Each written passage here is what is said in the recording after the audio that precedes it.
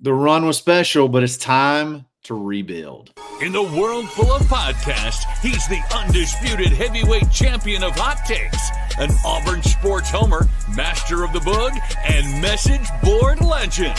Get your buttons buttoned and your hats flattened because the Top Button Podcast is about to kick off. And you don't want to miss your courtside seat. Now, here's your host, Charlie Five. Yes, sir. We're back. It's another episode of the Top Button Podcast live edition. I'm your host, Kyle Rush, and I got my guys, Zach Blackerby, Daryl Dapprich, here to talk about this massive rebuilding project that Auburn basketball is about to go under. Hit a few roadblocks early. We're going to discuss that and talk through that, and then maybe vent a little bit over the way the season ended. It was special, but hey, we got to recover. We got to heal, and we're going to get into that here in just a second. But before we do that, we got to go a quick shout out to Uncle Keith's Red Sauce. Go to UncleKeith'sRedSauce.com. Use coupon code TheBarn25 to take 25% off your order. I had a guy tell me yesterday that the best part of the day was he figured out he found Uncle Keith's Red Sauce at the local farmer's market in, I think, Hattiesburg, Mississippi, which is incredible. But I was at a group gathering the other day watching some basketball, and they had chips and salsa. I had one bite of it. I'm like, what is this crap? Get this garbage out of here. This isn't Keith's Red Sauce. What are you doing? If you're not, it's ruined all other salsa for me. That's all good. Other sauces. That's good. I was to say this. I'm in the land of salsa right now, and I hadn't tasted anything at a restaurant that's as good. I'm not just saying that either. So there you go. How about that? Y'all give it a shot. Uncle Keith's Red Sauce. It's good, y'all. All right, guys. I'll give you a real quick question. I don't want to reminisce too much because we got a big rebuilding project on our hands. But I do want to ask, have you gotten over it yet? How have you dealt with your emotions over Auburn being eliminated after a very magical season and a magical run to the Final Four? Dap, you go first. You're the one who traveled. Yeah, you're still in. So you're still. I really am, because when I leave the elevators and go into the hotel lobby, what do you think I see a lot of? A lot of people chomping. Auburn having gone through this in 2019, and it was devastating the way they lost in 2019. I mean, they got absolutely screwed and jobbed.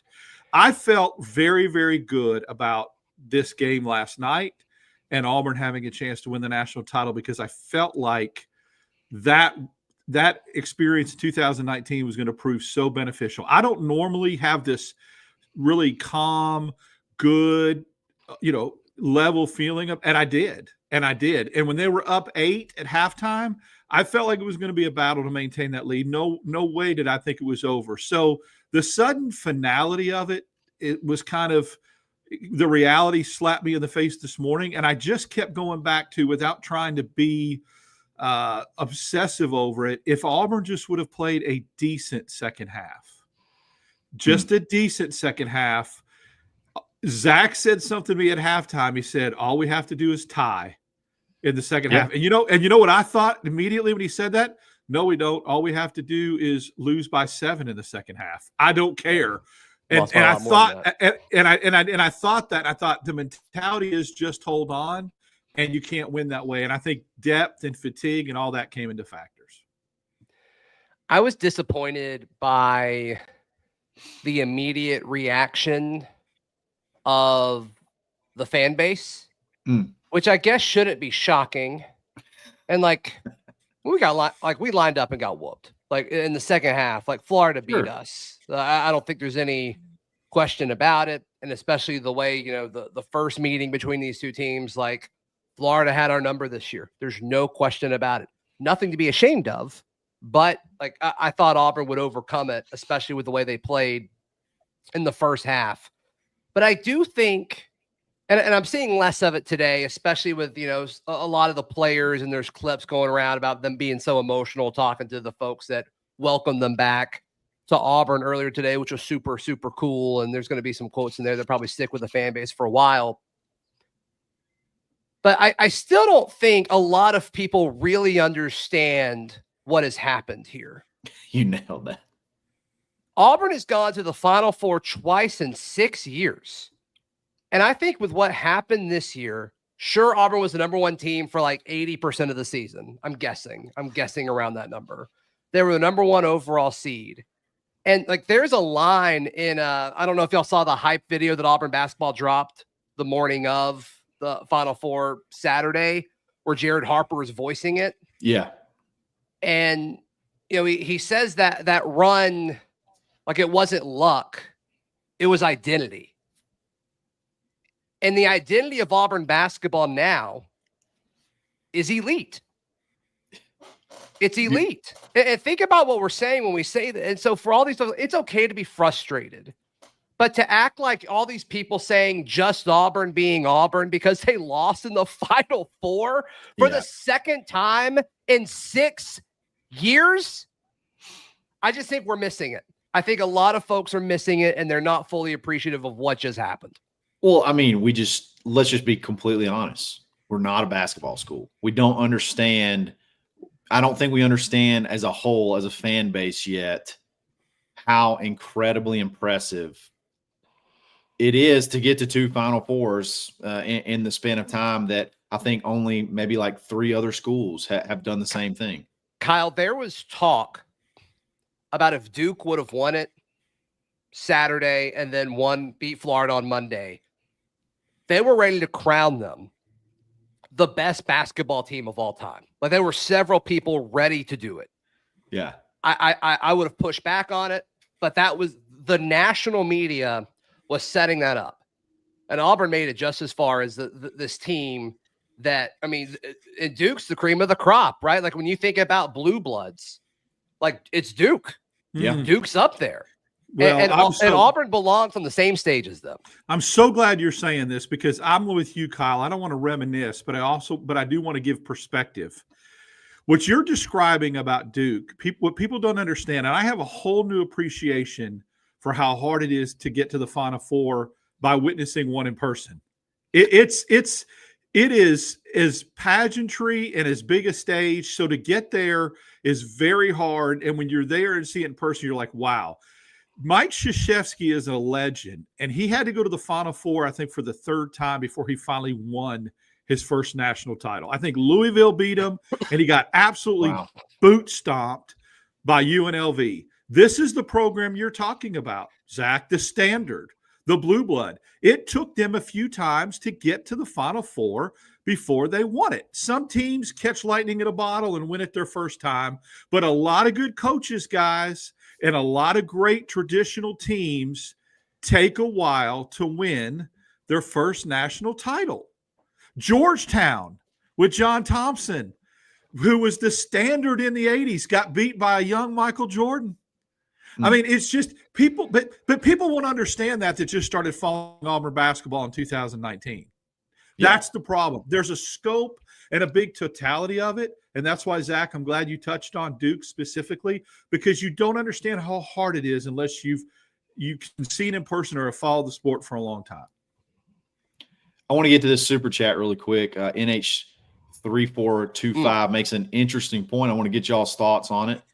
In my opinion, we watched a title game last night with AU and Florida, lost by 6 and missed 7 free throws, too many turnovers. WDE, War Damn Eagle will be back.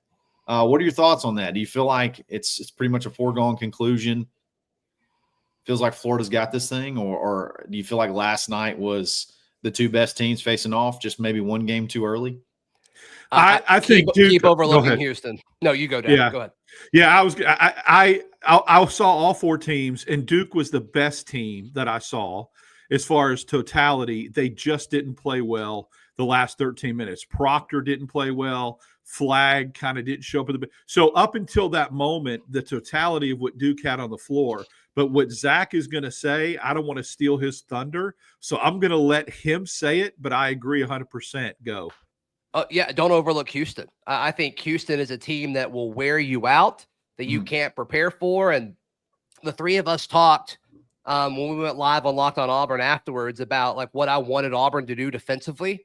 Houston's going to be able to do it against Florida. And I think we're going to see if Florida has a counterpunch when Houston's perimeter defense steps up, like I thought Auburn's was going to against them on Saturday. So yeah, I disagree, NH. Thank you so much for the support, but I do think we'll be back. I don't know if we'll be back next year, but I do think Auburn will be back in the Final Four in the next half decade. So I do agree with that.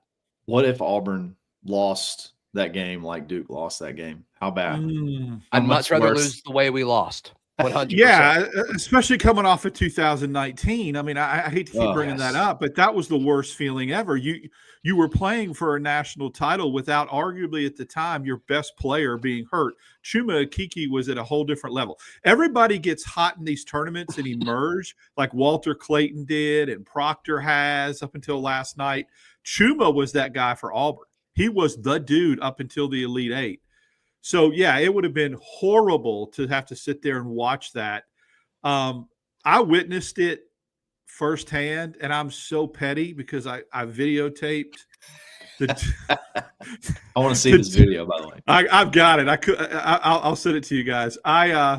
When you're there in person, and I just got to say this, and you're sitting at the media table, there is a certain decorum and unwritten rule about how you're supposed to act when you're media. You know that no cheering in the press box thing?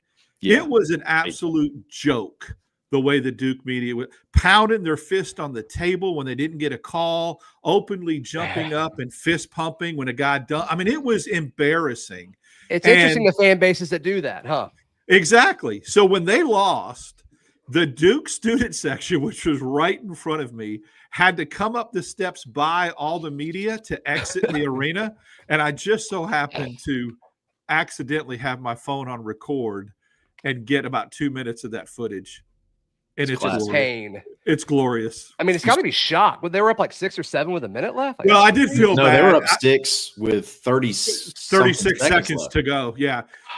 There was a big possession. I mean, there was like a 6-point possession for Houston. I did not record. Like there were a couple of girls that were crying, and so I wouldn't do that. That's not right. But I didn't. You're such a softie. But there was some cussing going on with some people coming up those stairs. It was 37 seconds, according to John in the live chat. Yeah. So yeah, it's crazy. For one super chat of $20, DAP will send you that video. So just throwing that out. Yeah, I forgot to have the volume on it, which I'm glad I didn't because it was there was some R-rated on there. I want to talk about this rebuild we have on our hands. It's going to be serious, and we took a couple of shots on the couple of shots to the chin here recently that we need to discuss. Before we do that, let's give a quick shout out to mybookie.ag. Use coupon code BARN for a 50% deposit bonus. So give them $100. They're going to give you 50 back on top of that in free play to play with. So have at it. You got all kind of sports you can bet, all the different ways you can bet it. And then if you want to get crazy, you go over in the casino and have some fun there as well. Check it out. It's mybookie.ag. Guys, I can't remember a time where Auburn has had to, flip a roster like this in basketball. It's been a long time. It seems like it's always been like we got to get 1 or 2 big guys. You got to flip the whole thing. And big guy is what everybody's obviously looking at who's going to be the next Janai Broome. You think you got a Dylan Cardwell light version in A.D. Scott who redshirted here, who's okay with being a backup, but you got to go find that blockbuster big guy. And Auburn got dealt 2 blows with Yaxel Lendeborg and Flory Bidunga choosing not Auburn, with Yaxel going to Michigan, which was kind of a shock. And then Flory headed back to Kansas. Just talk about how does Auburn rebound here? You've been behind the 8 ball, still playing basketball. Now you got 16 days to get this thing done. What do you hope to see over the next week? I mean, my thing is, if you're a center, like I just want to know how that conversation goes. Where you're a center that enters the portal and Bruce Pearl calls you, like, what are you thinking? Because Auburn's going to be competitive NIL wise. And then you just look at what's happened with Janai, and then it was obviously Walker Kessler before that. My thing is just like, what are y'all thinking? You're going to Michigan? You're going to Michigan? You're going to Kansas? Which, wild enough, I mean, this goes back to what we just talked about. Like, Auburn's a better landing spot than both of those places right now, I think, which is crazy to think about if you want to zoom out and have that thought just for a second. But, Daryl, I know there's a guy from Arizona State that you're high on. I mean, you want to talk about him? Yeah, I'll just say this. I don't think I'm trying to the rebuild is there at the post position, but I think with Bashir and Hall, and if Chad Baker-Mazar comes back and Pettiford comes back, and the 3 guards that Auburn got that are freshmen that are coming in, they're going to 2 of them are probably going to play right away. It is the post scenario, and I know that the Auburn coaching staff is very high on A.D. Scott. That's why they redshirted him and didn't let him play a lick. It's because they were saving him. I think you need to get 2 post players, and I get it. You know, the kid from UAB and Bidunga are gone, but remember, there's still a lot of mid-major kids in the portal right now that are 6'10", 6'11", that are really good. But the name I've heard the most is the kid from Arizona State who was a 5-star. His name is Jaden, and I want to say it's Quaintance is how you pronounce his last name. He's 6'9". He's listed as a center at Arizona State, but he's a true power forward. He's 17 years old and was on the Big 12 all-freshman team. He averaged 10 points a game, 6 rebounds. And again, he's 17. So I think he's got but he could come in and help Auburn right away because he started some games last year for Arizona State. I know Zach loves Flory, and we talked about this. This kid played in the same conference as Bidunga and had better stats, and he's 2 years younger. So I'm not saying I didn't say I didn't want Flory. I'm just saying this kid who is a 5-star, .9800 coming out of high school and played, like I said, Big 12 all-freshman team. I think he can come in and start for Auburn next year. I love the age element of this is because, I mean, that's really what made Janai give him time to develop into the star that he was somewhat 2 years ago, but obviously this past season, or I guess this current season, it's not quite over yet. But so I love that element of it. I think Flory's ceiling is ridiculous. I thought that when Auburn was recruiting him. I mean, we all kind of thought Auburn was going to land him. He picked Kansas over Auburn. But yeah, I mean, this guy makes total sense. Makes total sense why he should be a target. And you know, it's funny. Towards the end of last week, that name got floated out there, and we were just like, nah. No. It's got to be Flory. Like, Flory's the guy. And then all of a sudden, now maybe that makes sense. Maybe this is something Auburn kind of caught wind of or saw coming towards the end of last week, that he was going to stay at Kansas. And look, I mean, you were playing behind a really talented big man that limited your minutes. So, and now that guy's gone. So you would think it would just be a natural step in and play. So I can't knock him too much for staying, but at the same time, it's like twice now. You've missed on him twice. These kind of got you all revved up, ready to go, and then he leaves you at the altar. Can I add one small caveat to that? Yeah, sure. I was talking in the media workroom yesterday to a Houston Cougar writer. He works for not the Houston radio station, but an actual Houston Cougar publication. And he said that Kelvin Sampson would take this kid right now. Played against him in the Big 12, loves him, and said, you know, he heard some things about leaning Auburn too. This Houston guy, Big 12 guy, said Kelvin Sampson would take him right now. Can I pivot to another topic that's related to roster management? Tahaad Pettiford's quote today. Yeah. Of, I hope to come back next year and run it back. Hope. Yeah.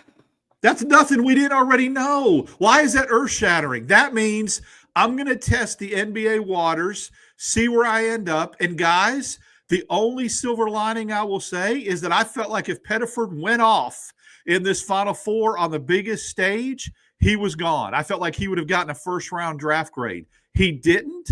This is nothing we're not surprised by. He's going to test the waters, get an evaluation, and then more than likely come back to Auburn. I'm a little concerned about it. I'm being 100% honest with you. I don't have as much problem with I hope to come back. I don't have that much of a problem. But some people misinterpreted it and maybe even misquoted him. And him feeling like he needed to do quote unquote damage control and correct people on Twitter is the part that bothers me. What does that mean? Well, for example, someone said Tahaad Pettiford says he's coming back. And then he would respond, not confirmed. Or he's saying, I said hope, in comments. Like he's going out of his way. He's going out of his way to do like damage control almost, to like say, whoa, guys, that's not what I said. That he started popping up. Yeah, I'm with you. He started popping up in mock drafts in the first round throughout the tournament. Now, to Daryl's point, does he drop out because he did not look good against Florida? Perhaps. Should one game impact your draft stock that much? I personally don't think so. If I'm a fan of an NBA team, I think you got to look at the full body of work, and he has a track record of stepping up when he needs to. I think it's Auburn or NBA though, right? Like I don't think we need to worry about him leaving via the portal, which is, if a guy goes to the NBA, like how mad can you get, Can we just be frank though? Let's just be honest. We all three know of a really, really, really, really reliable source who knows a very important part of his family that said the same thing a month ago. He's going to test where his NBA score is. If it's not, I see what you're saying, Zach, but there is such a thing as recency bias, and he did step up all year, except the biggest game of the year. I'm not blaming the kid. I'm just saying there were some moments with turnovers and that kind of thing that may have influenced his draft stock a little bit. But on the other side of that coin, if he goes off last night and goes off tomorrow, I think it would have been completely a different situation. Sure. But I do think the NBA is going to care more about his traits that he shows throughout combines and workouts and all of that, way more than what he does in the NCAA tournament. I just know that there's a size concern from talking to some people yesterday about him, that if you are that size, you better be an absolutely dynamic scoring bucket. And they don't think he's there yet. To this comment really quick, could it be NIL related on Tahaad's future? Look, I think what Tahaad said, he 100% meant. I hope I do get to come back to Auburn, but I got to make the smart decision. If I go into the NBA draft and they're mocking me to the top half of the draft, I got to go. I hope I do get to come back here, but that's the smart decision to make.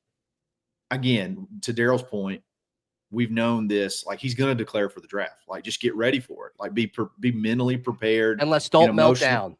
Don't melt down. Don't go crazy on him. He's going to go through the process. There is a very, very good chance that he comes back to Auburn. And I don't think, to answer that question directly, NIL will not be the reason he doesn't come back to Auburn. Agreed. 100%. It will not.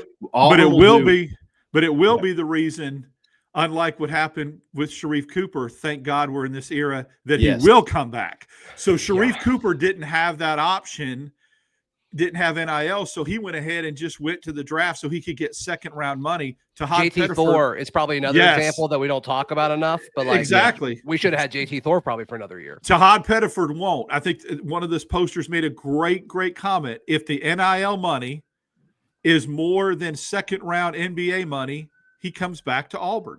Sharif Cooper did not have that opportunity, or did JT Thor. So there you go. And I don't think the NIL money will be more than if he was drafted in the second round. But I think the upside of your future is still there. I mean, if you're a second-round pick in the draft, you're not a priority in that organization. You don't even have a guaranteed spot.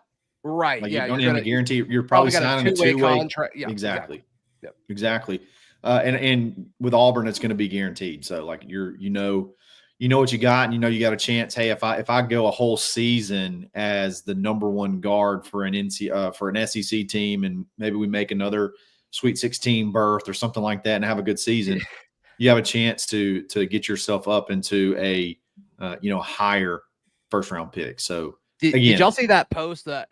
It's a guy who plays for Tennessee, and then his brother plays in the league, and the college player is playing half as many games, and he's making like twice as much money. It's crazy. It is crazy. I think Tahaad can make. I don't know if I even want to say this, but I think he'll make at least 7 figures at Auburn if he were to stay. I'll just throw that out there. I think if he were to stay at Auburn, he'll probably make at least 7 figures. So he's in a good spot. I just wish he wouldn't have done the damage control thing. Man, just let him go. Like we all know what you're doing. We all know you're going to test the waters. Like don't read the comments. Don't read the comments. Let's don't do this whole build suspense thing. Like that's silly. I know you're a freshman, but whatever. That's the part. That's the only part that I took issue with. Like, don't do the damage control. Like, just let it be. Whatever. You know what you said. They got daggum video of it. Like anybody can go find what you said and know that you didn't say you're running it back. You definitely said, I hope. Yeah, people are misquoting you. Like, that's on them. That's on them. That's not on you, Tahaad. All right, so I'm gonna throw this out there to both of y'all. This will be fun. I'm just coming at you guys, totally spontaneous. Predict what Auburn's starting 5 will look like when they tip it off in November. Give me your starting 5. Let's go. Okay. All right. I'll go first. So Okay. I think Tahaad Pettiford's your point guard. Mm-hmm. I think you have I think Hall. Keyshawn. I don't know. Yep. Keyshawn Hall's your 2. Keyshawn Hall's probably your 2. Chad's your 3. Yep. Portal. 4 and 5. I agree. I would agree, but I'm gonna predict the Jaden kid is the 4. I'm gonna name a name. I'm gonna agree with you on all that, and I'm gonna name the Jaden kid is 4, and I'm gonna say that the Arizona State guy, Daryl. Yes, and I'm gonna because his last name is hard to pronounce and it's very long, and then I'm gonna say either 80 Scott or a portal big of 6'10" or taller as your 5. Is there any chance Auburn center isn't in the portal yet? I think so. I think that's the most likely option right now. There's some rumors that he could be playing in the national championship game tomorrow. Yes. Okay, Dap. Well, we're just throwing that out. I was just kind of hinting at it. Well, no, I'm not. That looks like it's tampering. I've not heard that from anybody at Auburn. Yeah. I'm just saying that, you're out here amongst some things and you hear some very interesting things that from people that I really respect. And, let's just say there's a buzz. I just think I don't think I'm giving it Janai was making a lot of money from Auburn this year. And I don't know where that money's going. Like they're going to pay people. They have apparently we have more. You would think, more, right? We have more. The Final Four. Like you got to think there's going to be even more support. So I don't know. It's like, where's it going to go? Like there's nobody to pay right now. And I just think that's going to change. I just think that'll change. No. There is 2 people to pay. You're paying Chad Baker-Mazara, you're paying Tahaad Pettiford, and you're paying Keyshawn Hall, and you're paying them significant if 2 of those 3 come back. Yeah, but I mean, let's don't act like we didn't pay Pegues a lot of money. Let's don't act like we weren't paying Denver. Point. We weren't paying Cheney.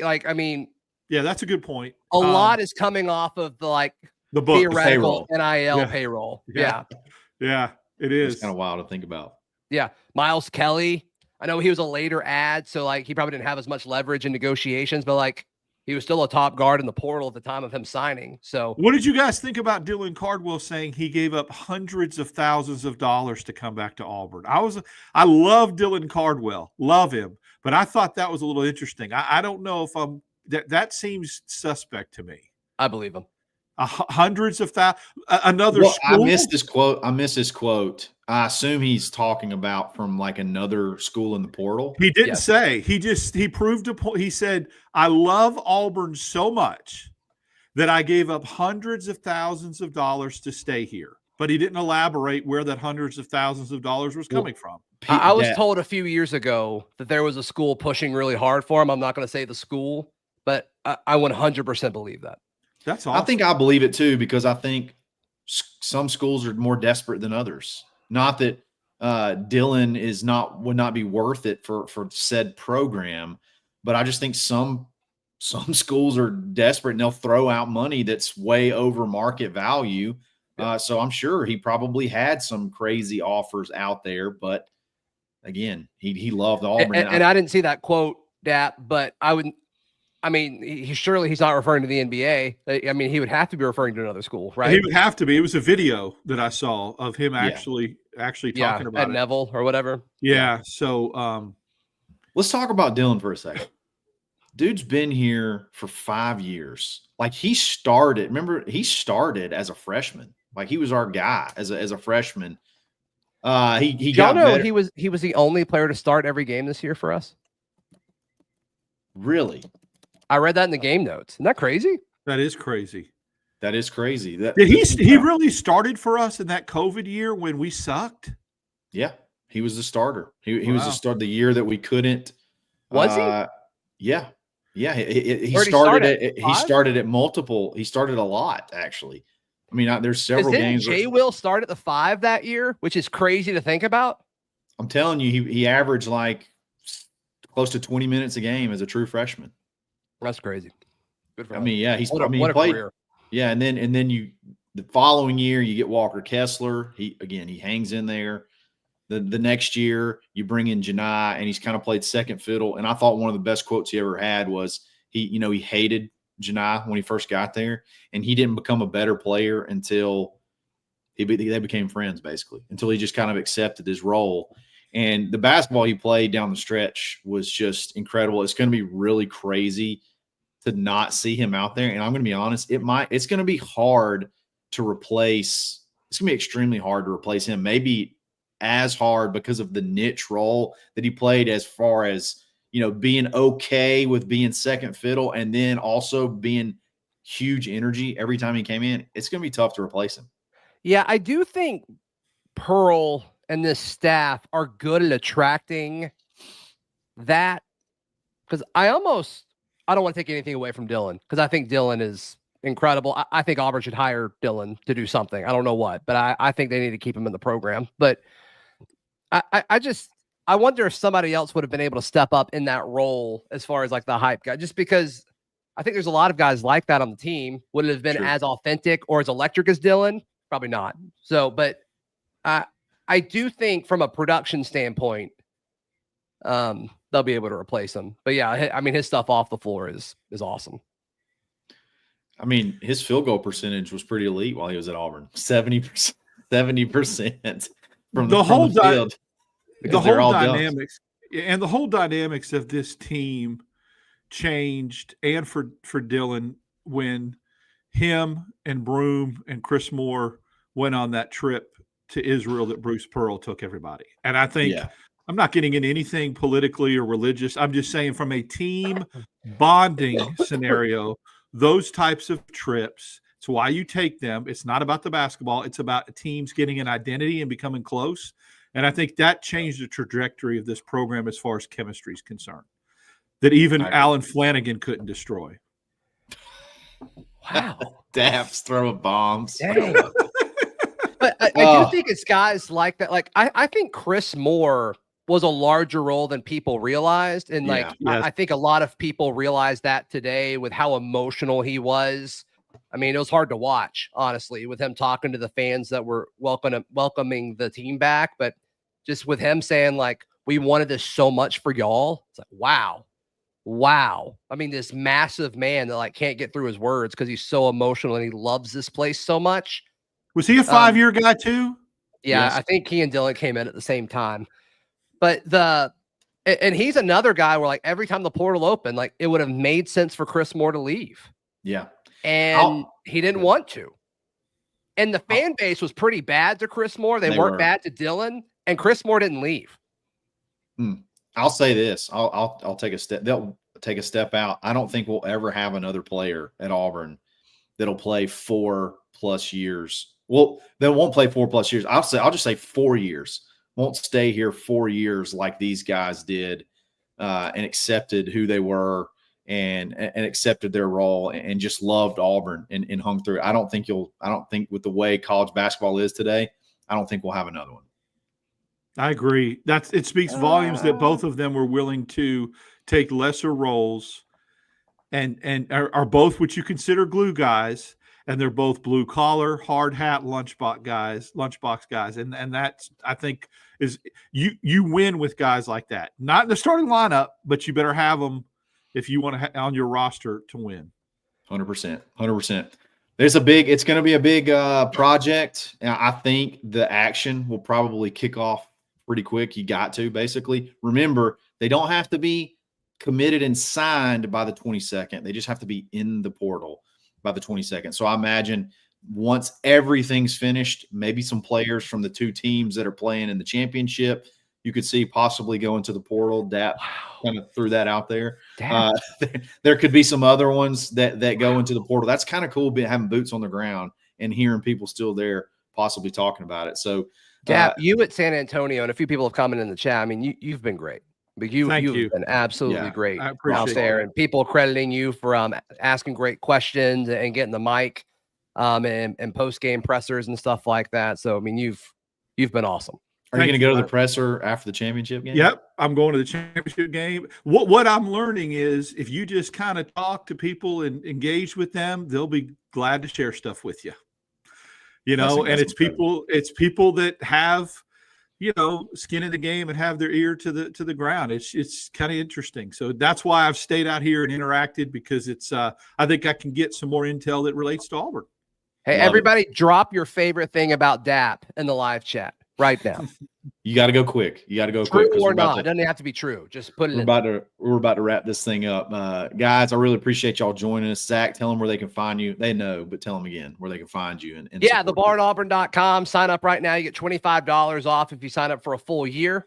We're about to be posting a lot of portal stuff. And then obviously spring football is about to wrap up with A-Day. And we'll be at A-Day this weekend. So we'll drop a lot of stuff there. thebarnauburn.com.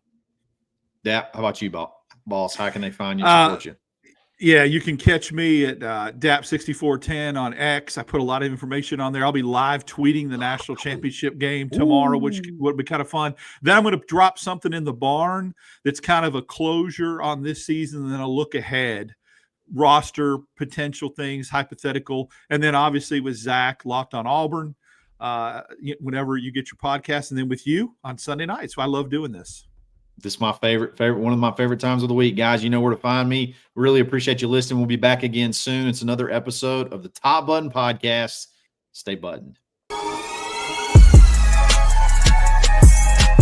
Thanks for listening, and drive home safely.